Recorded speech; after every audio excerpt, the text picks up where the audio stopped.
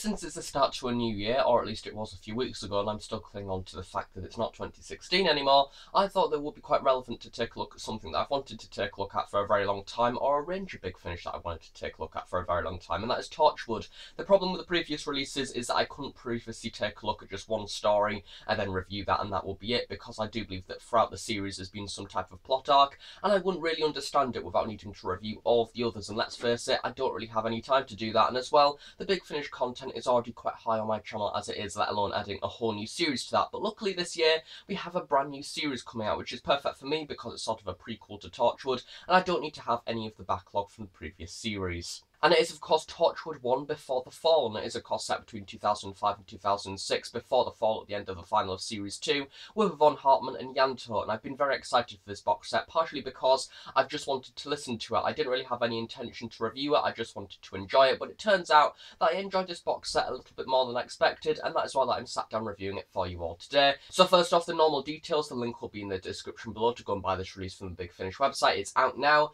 and it is the box set price of £20. It is at the pre-order price currently, and I do believe it goes up at the end of March, so it's pretty much a bargain, to be honest, for 20 quid for the physical version, and it is £15 for the download, which is if you don't have any space or anything like that. I guess you could just have the download version, and that is really good as well, 15 quid for a whole 3 hours worth of entertainment. To be quite honest, I think that's worth it, especially for this box set. Going into a little bit of the format first, it is a little bit similar to that of Torchwood Outbreak, where we basically have one story running all the way throughout, which I think that is a very bold move. It's something similar to the Unit New series. However, with this box set, it only consists of 3 stories as opposed to the standard 4. There is a nice balance between the two, because I often think that with the Unit New series ones, it can drag a little bit in parts, but with this one we have 3 stories that are relevant in their own right. They go to do different things. I think that the format definitely works very well for this box set. The first episode is New Girl, and it is written by Joseph Lister. The second episode is Through the Ruins, and it's written by Jenny T. Colgan. And the third episode is written by Matt Finn, and it is called Uprising. And of course I have Tracy Ann Oberman as Yvonne Hartman, which, to be quite honest, I enjoyed her so much in this box set. I didn't expect to enjoy it as much as I did, but I think that now I'm going to need to go back and listen to the previous story that she's been in, because I think that she is a perfect protagonist for this series.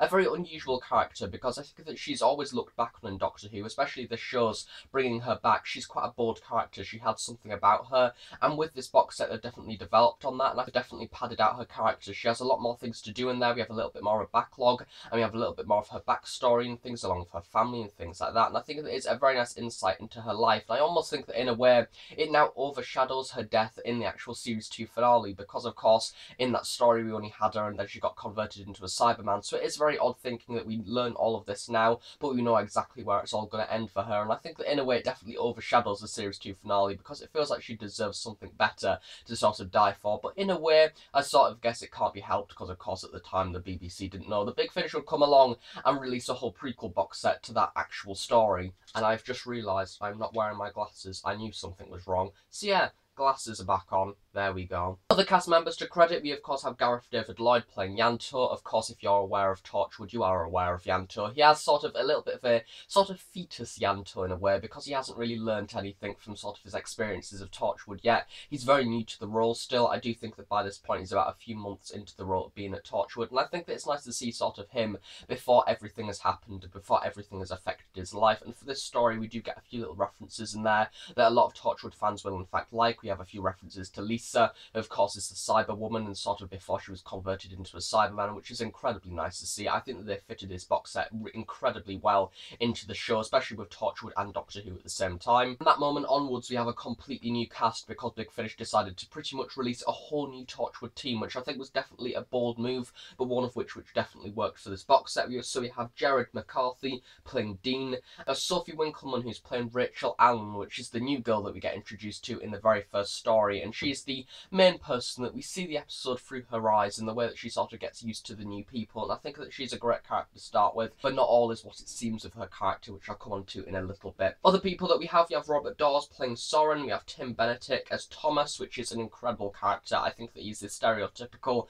sort of old 1980s, in a way, 90s, 80s opinion of sort of different people. He doesn't really have the ideas of roles of women in his mind and things. He doesn't really see them as equal. He's one of them type of characters. He has some funny moments, however he can also be very easily disliked at the very start, and I think that he's very interesting because he has something about him that, especially by the end, is very much phased out. This Torchwood team is in fact pretty much excellent, to be honest. They all have something to play. They're all very interesting. They all come from different backgrounds. So I think that this box set definitely has a very nice family unit. So as I say, the first episode starts with Rachel Allen, and it's the very much stereotypical New Girl style of story. It's of course called New Girl even, and it shows her sort of having her first day at work, getting introduced to the new people, getting introduced to all the people that we already know. And I think that it is the perfect way to start a spin-off. I think that it's sort of been used before in Sarah Jane Adventures. We had the introduction of Maria. I think that that's definitely the way to go, because if you have a whole new cast, that is the way you do. You introduce them through somebody else's eyes, and I think that it's the perfect story for that. To be quite honest, we don't really have too much going on in this one. I think that it's very much a character piece. I think that all of the cast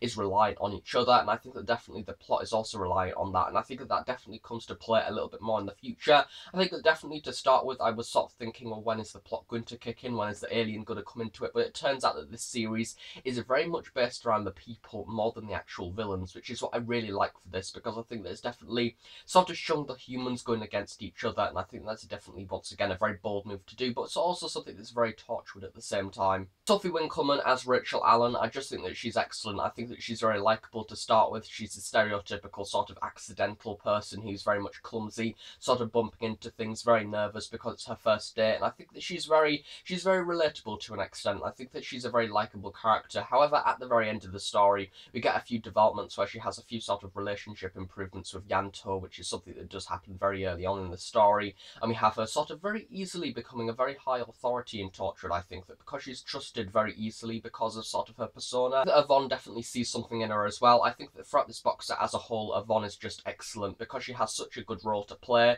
We see a whole new side of Yvonne. It turns out that very early on in this review, I'm just going to need to say, if you are planning on buying this box set at any point in the near future and do not want it spoiled, then I don't recommend watching this review, because it turns out that I can in fact sort of talk about it without really explaining quite a lot of the details to an extent, and the sort of big twist at the end of episode 1, because, you know, that sort of relies on the rest of the story. So as I say, if you are planning on buying this, do not sort of watch this review because it is not spoiler free. However, if you're not, or if you're not bothered, continue watching, but generally as a non-spoilery sort of overview, it's pretty bloody good. Go and buy it. Spoilers on the incoming now. Basically, Rachel Allen is not all what she seems. She's in fact the enemy of the story, and that is the very ending twist of episode 1, where we see her ringing Yvonne after she's been kicked out for killing somebody using this transport machine, and it turns out that she wants to get to the highest authority in Torchwood as possible and take over and make her own Torchwood. And it turns out that throughout the story we have sort of a few monologues here and there. The very opening part of the story has her commute to Torchwood, Canary Wharf, at the very beginning, and having a monologue about how she's Rachel Allen, how she's now Torchwood, which is something that very much the characters of Torchwood do in fact say quite a lot at the very beginning of Big Finish audios, and they sort of use that against the fans because it is something that is said very much all the time, and because of that we don't really suspect it to be a major part of the plot. And it turns out that it's because Rachel Allen goes against everybody, and she is in fact now Torchwood. She's the leading role of Torchwood, and Yvonne is on the run because she's apparently killed somebody. Overall, for New Girl Lore, however, I think that it's an excellent story. We get a few really funny lines in there, especially with Thomas. I think that we have a few excellent scenes of him, such as Rachel sort of getting to know everybody, especially Thomas, where we have him saying, "Oh, where's your office?" and then he goes pointing back to the kitchen, which I know will be something that people don't like. However, he's very real. I think that Joseph Lister is absolutely excellent at writing people. He knows exactly what people are, which sounds absolutely pathetic, but it really does. He gets the stereotypical people right, he gets the different types of people right, and the different types of beliefs and religions and sort of other backgrounds that people have. And I think that very much he's a person that we need for the TV show at the moment, because he knows, as I say, how to write people. He knows how to write female characters. I think that if he was allowed to write a TV story, he would very much write sort of a very interesting one, no doubt based around people, and probably have one of the best character development pieces ever seen in new series Doctor Who history. Jenny T. Colgan's episode Through the Ruins is very much where it all kicks off. We have all the bad things happening. The rest of Torchwood has gone on an away day to the countryside. However, this time it's not the countryside that you'll expect, of course, having the man-eating people, which is, of course, in the countryside story, a very famous episode of Torchwood. But this one is one of those ones where you have them going out to test different weapons and different things that different things do and finding out what they in fact do. And Rachel wants them all to do this and basically turn on each other, and she in fact does that. She goes and puts them in a field, basically, with a ton of weapons, and basically says, press this and see what happens. And that is what happens. And I think that it's very dark because we have her basically not caring about the different people. We in fact have a character that dies at the very end of the story. Rachel is just like, she died for the cause, and it is something that very much we get to dislike Rachel very easily. And I think Rachel, she's not really very human, and I think that's the perfect idea for this story. And I think it definitely puts different boundaries there, especially with Yvonne and Yanto as well. We get a really interesting scene where we have a few knocks at the door. Yanto comes to her, and it's Yvonne in the pouring rain because she's not had nowhere to sleep. She's now technically a homeless, I do believe, or at least she can't go home because of course Torchwood will find her. Rachel is of course looking for her on all these different networks and things, so she in fact is invited in by Yanto to sleep for the night. A few different running jokes throughout the series, such as Yanto having different sci-fi related things, such as in episode 1 we had a James Bond lunchbox, in this one we have a Star Wars duvet and a Wookiee pillow, and we have a few funny little scenes in that where we have Yvonne sort of clutching it, and then Soren, who is his flatmate, saying that would be a lot more intense and serious if you weren't cuddling a Wookiee pillow. And I think that it's just,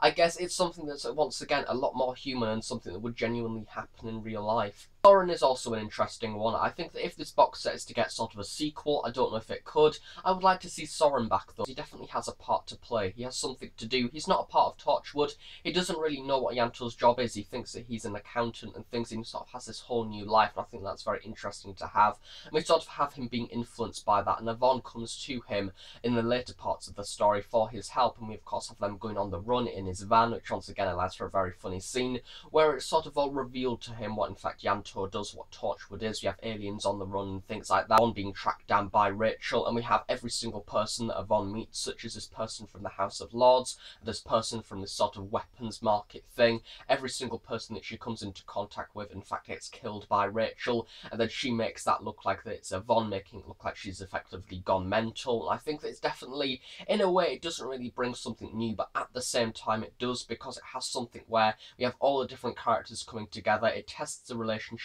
of the different people, and I think that Yvonne, for this story, this is Yvonne's best story I think of all time, because she just had such a good part to play. However, I don't know if that will be affected when I listen to One Rule, which I no doubt will at some point, but I just think that this one is a perfect example of how they've gone and got a character. They've gave her character development, they gave her that backstory, because of course she needs to introduce herself to Soren, so that allows some very natural backlog of where she came from, sort of natural to the viewers at the same time, because as well as Soren, the viewers get to find out as well, and I think that's just a sort of a very natural way of doing it. In this story we also get the introduction of the alien input, which, as I previously said, doesn't really have the major role to play. We have Rachel wanting to contact this planet called Triple X, which is something which Torchwood have done in the past. They've came to Earth in the past by mistake, and Rachel's dad was in fact involved. He got in the crossfire in a way, and that was Rachel's dad, and he in fact died, and because of that Rachel has wanted to take over and in fact wipe this people and wipe these aliens off the face of the universe in order just because of her dad, which I think that when it comes down to it, it's once again a very family-based thing, a very sort of relationship-based idea,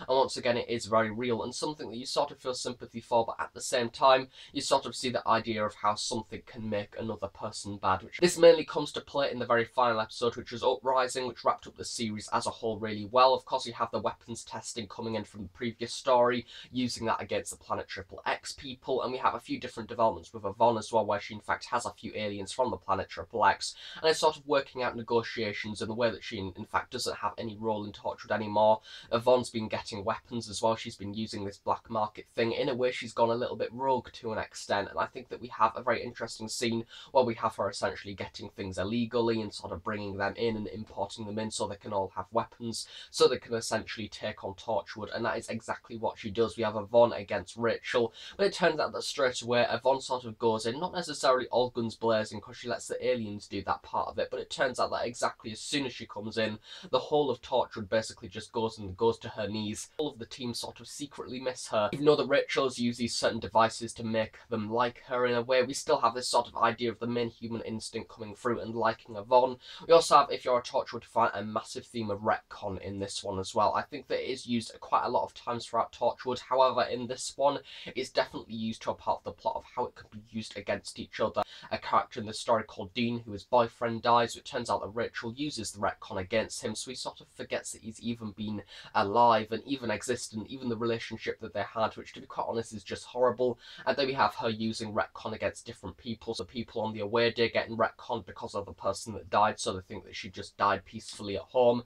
And it shows the way that retcon can be used, and this episode is definitely much playing that to the benefit of sort of the bad ways, and it's something that plays with Torchwood and what Torchwood is, because it is a part of Torchwood in itself. And I think, yeah, it just uses the context very well. And then the final comments as well for design and things like that. I think that once again, this is a very good example of if it was in fact TV, you could very much picture how it would look, especially the monologue at the very beginning and having the commute and things like that. It's been very nicely designed as well. I think the directing has been incredibly well done. I think that who directed this one, oh yeah, Barnaby Edwards. Barnaby did a very good job once again, of course, because he's very real. I think that he got a very good balance between sort of normal directing of TV and sort of the new modern versions, and the way that sort of say Netflix series are directed. You could very much see this as a Netflix series, having say 1 hour long episodes for a 3-part series and things like that. I think that he very much understands the way that TV and things is directed today and sort of influencing that on an audio drama, and I think that works incredibly well. And generally overall the whole cast is incredibly well done also. I think that